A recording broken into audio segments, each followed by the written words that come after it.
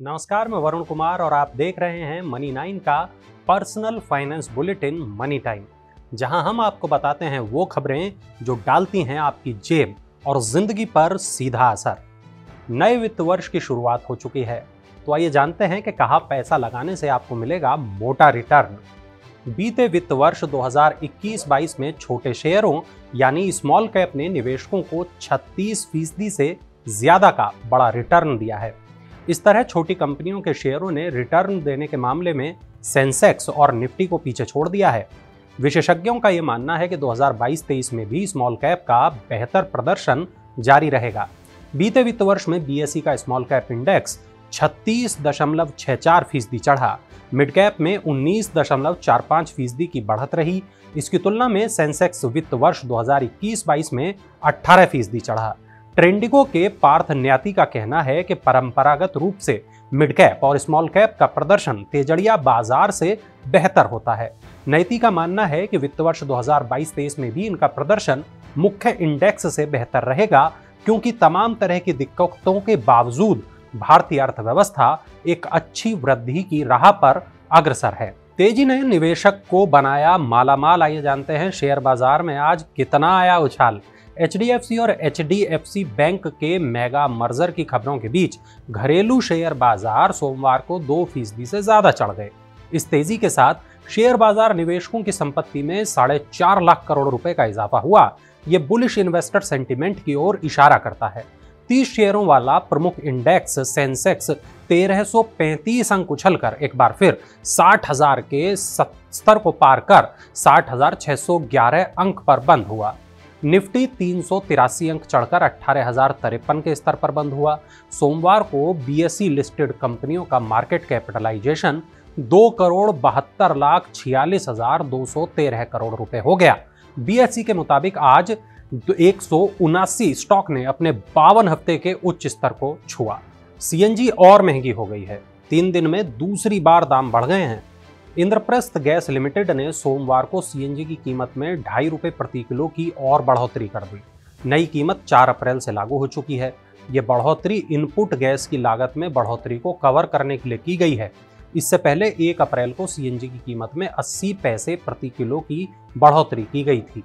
बीते गुरुवार को सरकार ने घरेलू गैस की कीमत 2.9 अमेरिकी डॉलर से बढ़ाकर 6.10 अमेरिकी डॉलर प्रति यूनिट कर दी है। इससे आईजीएल की लागत बढ़ गई है। घर खरीदारों को नहीं करना होगा मकानों की कमी का सामना। दिल्ली एनसीआर में खाली पड़े हैं लाखों फ्लैट। संपत्ति सलाहकार कंपनी प्रॉपटाइगर के मुताबिक भारत के 8 प्रमुख शहरों में बिल्डरों के पास 31 मार्च 2022 तक करीब 7,35,852 फ्लैट ऐसे थे जो बिक नहीं पाए हैं। पहले इन खाली फ्लैटों की बिक्री में 4 साल का समय लगने का अनुमान था, लेकिन हाल के समय में घरों की मांग बढ़ गई है।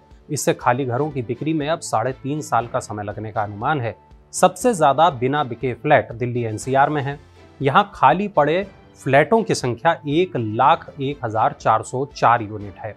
बिल्डरों को इन फ्लैटों को बेचने में 6 साल से अधिक का वक्त लग सकता है।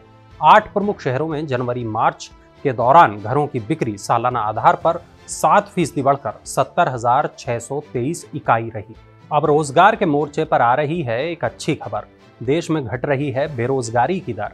अर्थव्यवस्था के धीरे धीरे सामान्य स्थिति की ओर लौटने के साथ देश में बेरोजगारी की दर घट रही है।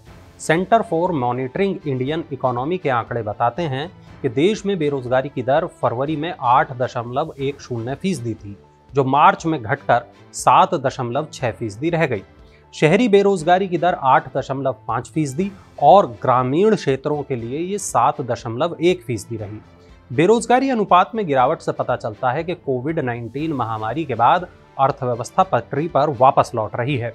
आंकड़ों के मुताबिक मार्च में हरियाणा में बेरोजगारी की दर सबसे ज्यादा 26.7% रही।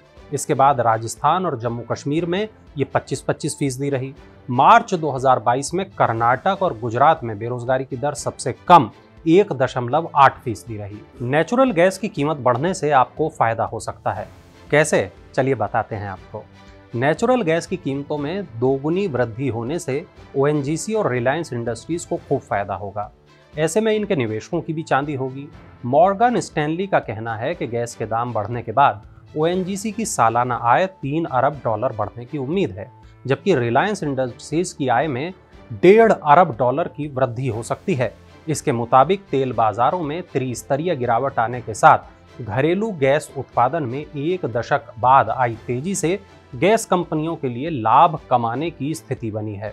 ओएनजीसी की घरेलू गैस उत्पादन में 58% हिस्सेदारी है और गैस कीमतों में $1 प्रति MMBTU का बदलाव होने से इसकी आय में 5 से 8% तक का फेरबदल हो जाता है। पंजाब नेशनल बैंक ने लागू किया चेक के लिए नया नियम। आपको इसका फायदा क्या होगा, चलिए बताता हूं मैं आपको। पंजाब नेशनल बैंक ने 4 अप्रैल 2022 से अपने नियमों में एक बड़ा बदलाव किया है।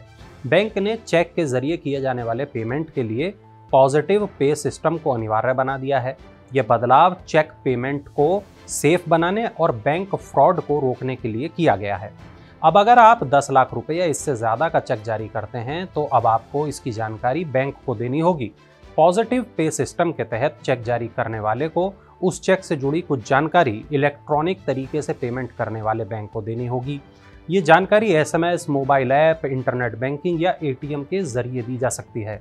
इसमें चेक जारी करने वाले को चेक की तारीख, पेमेंट पाने वाले का नाम, पेमेंट की राशि, चेक नंबर जैसी तमाम जानकारी बतानी होगी। कोरोना काल में भी भारत सर्वाधिक FDI प्राप्त करने वाला देश बन गया है।